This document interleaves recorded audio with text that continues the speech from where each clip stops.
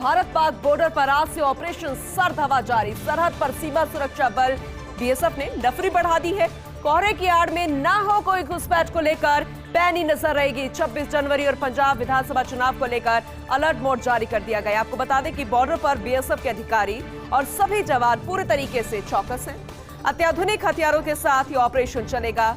खुफिया एजेंसियां भी सतर्क रहेंगी। पेट्रोलिंग, खुर्रा चेकिंग तेज कर दी गई है। हेडक्वार्टर से सीमा चौकियों पर अब मैन पावर भी बढ़ा दी जाएगी।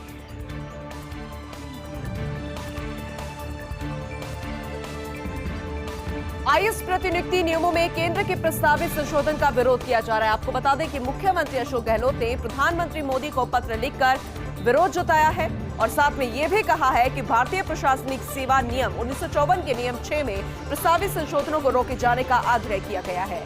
ये प्रस्तावित संशोधन हमारे संविधान की सहकारी संघवाद की भावना को प्रभावित करने वाले हैं। इससे केंद्र एवं राज्य सरकारों के लिए निर्धारित संवैधानिक क्षेत्राधिकार का उल्लंघन होगा।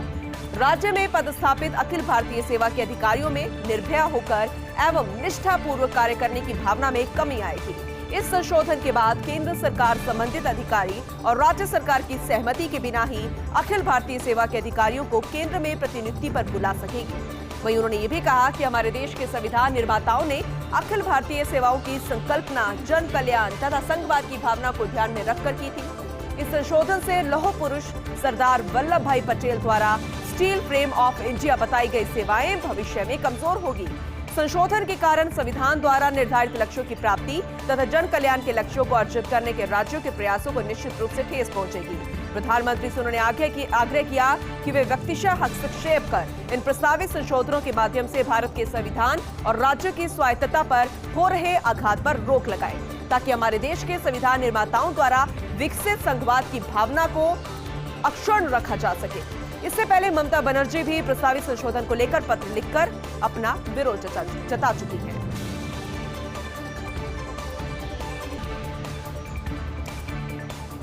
तो वहीं प्रदेश में कड़ाके की सर्दी का सितम लगातार बरकरार है। देर रात बारिश के बाद एक बार फिर से सर्दी बढ़ गई है। तापमान में करीब 5 से 6 डिग्री तक गिरावट के आसार भी नजर आ रहे हैं। मौसम विभाग के अनुसार पश्चिमी विक्षोभ एक बार फिर से सक्रिय हो गया है। इसमें दक्षिणी पश्चिमी राजस्थान पर एक सिस्टम भी बनेगा। अरब सागर की नम हवाओं से मौसम का मिजाज बदल गया है। मौसम विभाग का आज 5 जिलों में बारिशों का येलो अलर्ट भी जारी कर दिया गया है, जिनमें राजधानी जयपुर, चूरू, सीकर, झुंझुनू और अलवर में ओलावृष्टि संभव है। प्रदेश के करीब 16 जिलों में 2 दिन हल्की बारिश भी संभव है। अगले 2 दिन प्रदेश में घना कोहरा रहने के भी आसार जताए जा रहे हैं।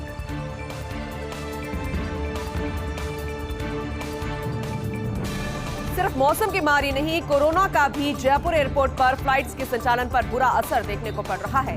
कम यात्री भार के चलते दोपहर 1 बजे तक की 16 फ्लाइट्स रद्द करनी पड़ी। रात 12:40 पर गोवा जाने वाली इंडिगो फ्लाइट रद्द कर दी गई। सुबह 4:50 पर हैदराबाद जाने वाली इंडिगो फ्लाइट भी रद्द की गई। सुबह 6:30 पर स्पाइस जेट उदयपुर की फ्लाइट रद्द की गई।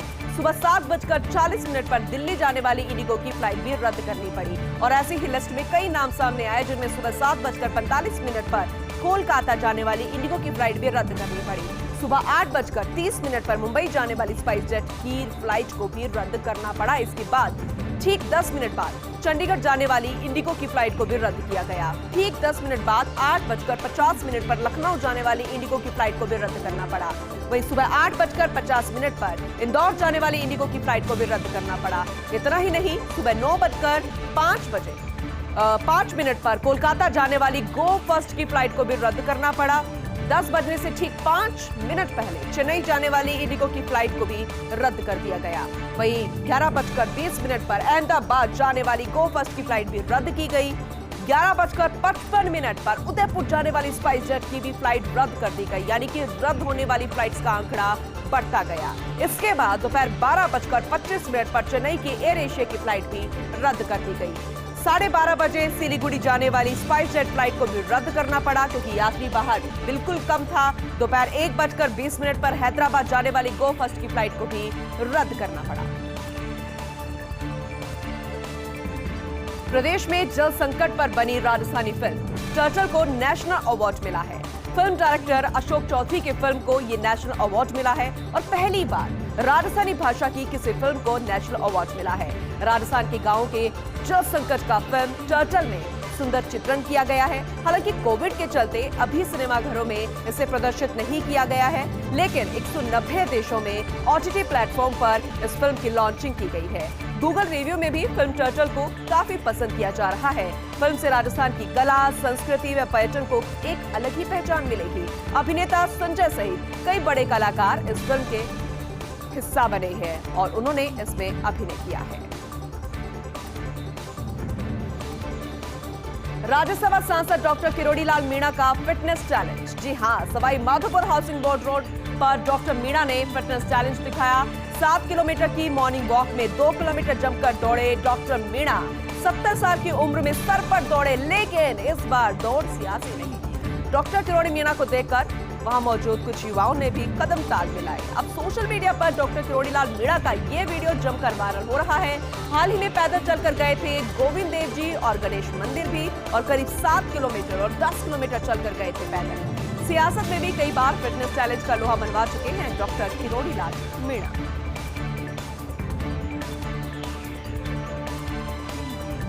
बहुचर्चित रीट पेपर धांधली प्रकरण का मास्टरमाइंड भजनलाल बिश्नोई कोर्ट में पेश किया गया है।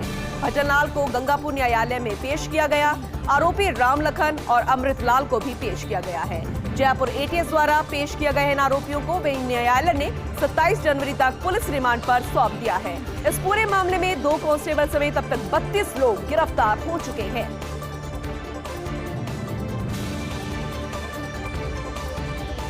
तो सूर्य नगरी से रवि का उदय। जी हां, खेतों में गेंद फेंकते स्टार बन गया रवि बिश्नोई। आज जोधपुर के रवि पर IPL में बरस रहे हैं करोड़ों रुपए। लखनऊ टीम ने 4 करोड़ में खरीदा है रवि बिश्नोई को।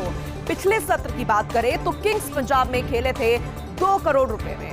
अब एक वक्त RCA में अंडर 16 ट्रायल में नहीं लिया गया था रवि को, लेकिन आज जरा देखिए, लेकिन मौका मिलते ही अपनी फिरकी का दिखाया उन्होंने कमाल, और अंडर 19 वर्ल्ड कप में भी खेल चुके हैं रवि बिश्नोई। KL राहुल के करीब होने का फायदा मिला है रवि को। KL राहुल बनाए गए हैं लखनऊ टीम के कप्तान, और अब रवि को भी अपने साथ लखनऊ टीम में ले गए हैं राहुल।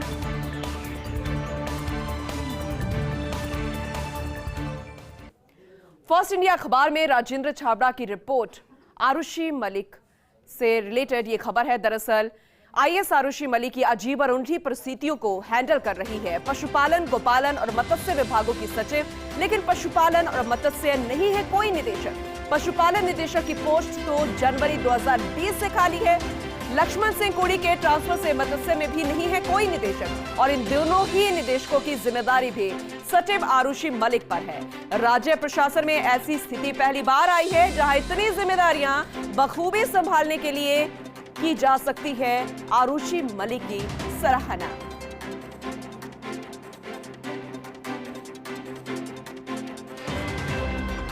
फर्स्ट इंडिया अखबार में राजेंद्र छाबड़ा की रिपोर्ट है, आपको ये जानकारी दे देते हैं। बात है सीनियर IAS आरुषि मलिक की। अजीब और अनूठी परिस्थितियों को वो एक साथ हैंडल करती हुई नजर आ रही है। पशुपालन, गोपालन और मत्स्य विभागों की वे एक सचिव हैं, और लेकिन पशुपालन और मत्स्य कोई निदेशक नहीं है। पशुपालन निदेशक की कोई पोस्ट ही नहीं है, जो कि जनवरी 2020 से खाली है। तो अभी फिलहाल उसकी पोस्ट खाली पड़ी, और ऐसे में वो एक साथ कई विभागों की जिम्मेदारी संभाल रही है।